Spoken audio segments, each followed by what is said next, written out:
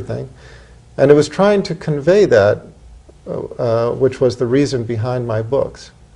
I always believed in continuity in the chain of prophethood. I always believed, without it needing to be explained to me, I always believed that Moses was a prophet and that Jesus was a prophet.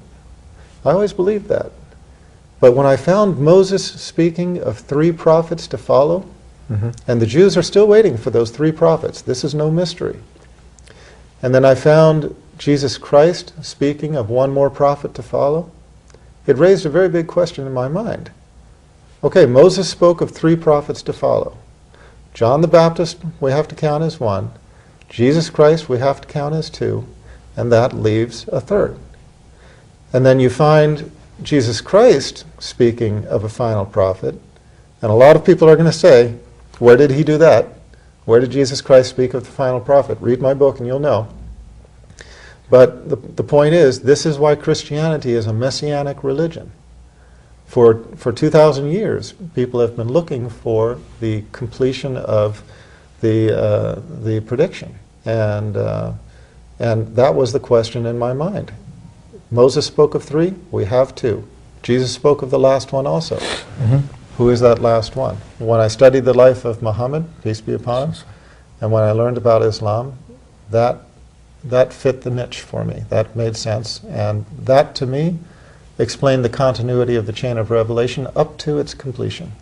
Tell us, Dr. Brown, we went from atheism to trying to make Christianity fit to Islam. They want to know what happened. How did you stumble across Islam and accept all the tenets and the teachings, and now you're a Muslim?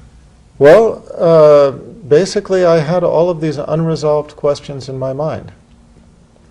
I believed in God as one God. I never believed in the Trinity.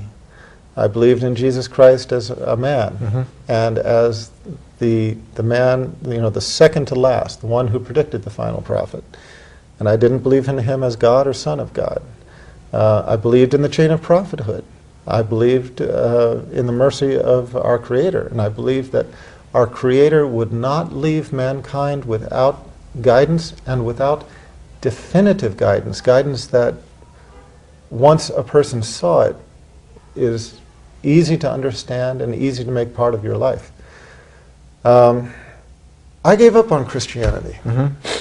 I studied and studied and studied until the point where I felt hopeless, basically. I felt I could not find any Christian sect that represented my beliefs. And a lot of you out there know exactly what I'm talking about.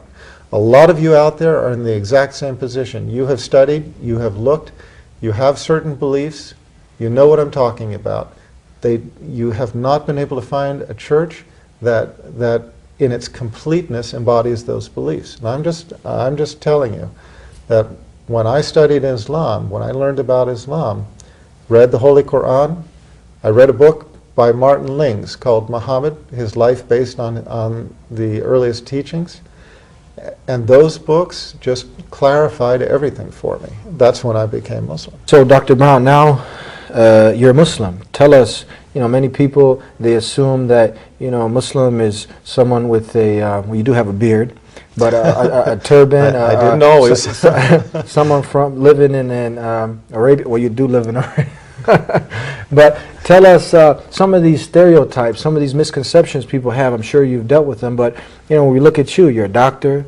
You look like a very well-dressed, intelligent human being. Who wants what everyone else wants. Tell us, some of the misconceptions that people have and how this is far from the truth. Can you share some of these things that you've come across? And I think the easiest way I can put it is the observation of one of my Muslim friends when they came to the West and saw how we were living in America and how we were living in England. They just said everything's upside down, and I can't put it better. Everything I feel is exactly upside down to my understanding. In the West, Islam is portrayed with a media bias that is no mystery to anybody who has studied it. We were raised, I was raised, to believe that Muslims were a bunch of towel-headed terrorists riding camels out in the desert, Yeah. planning on how next they're going to destroy Western civilization. And it was only learning about Islam as its true teachings are, and coming to know Muslims and living amongst them, that I just found out, as I said, everything's just upside down. Look, you find good and bad people everywhere. You can't avoid that. You find good and bad people everywhere. And it's from the bad people, it's from picking up on the example of the bad people that the media can spin things any way it wants to. But the fact of the matter is, the vast majority of people in all walks of life are basically good people.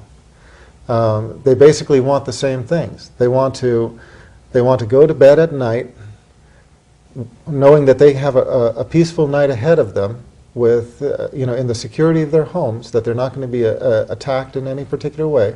They want to wake up to a morning of hope and promise, where they can go out and earn a decent livelihood for their family. They want to kiss their kids and send them off to school, knowing that they're not going to face any kind of persecution or problems, either going or coming. They want to have a normal life. That is the vast majority of all humanity. You get a few bad people, the media grabs a hold of that and spins it the way they want to. And what I found was just that. I just found that everything I had ever heard was media spin, just trying to make Islam look bad.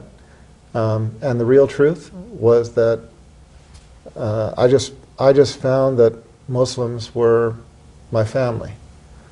The vast majority of them, I felt, have softer hearts, better manners,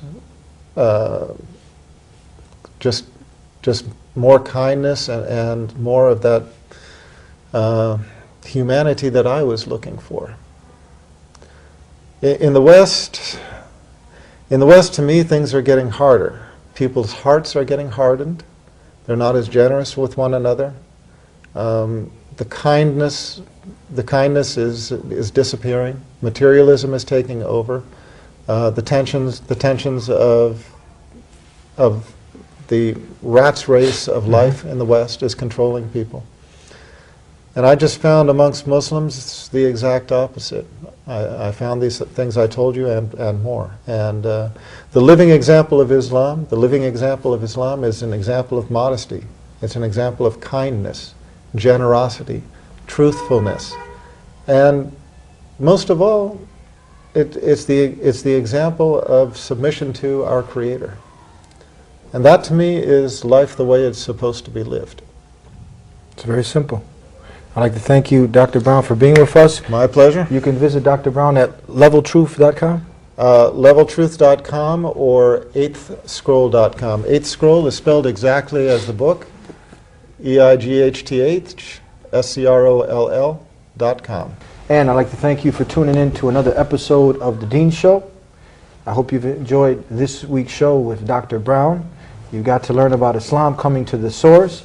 Islam simply means submission and surrender to one God alone, submitting to Him on His terms. And a Muslim is one who does the action of Islam. And now, from here, if you've enjoyed what we had to say, continue to come back every week here on The Dean Show. You can contact me if you have any questions. You can also contact Dr. Brown if you're interested in any of his books.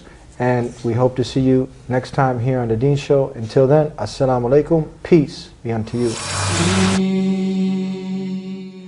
Allah, there's only one God and Muhammad is His messenger. Allah, La ilaha illallah. Allah, there's only one God and Jesus was His messenger. Allah, La ilaha illallah. Allah, there's only one God and Moses was His messenger. Allah, La ilaha illallah. Allah, there's only one God, and Abraham was his messenger. Allah, La ilaha illallah.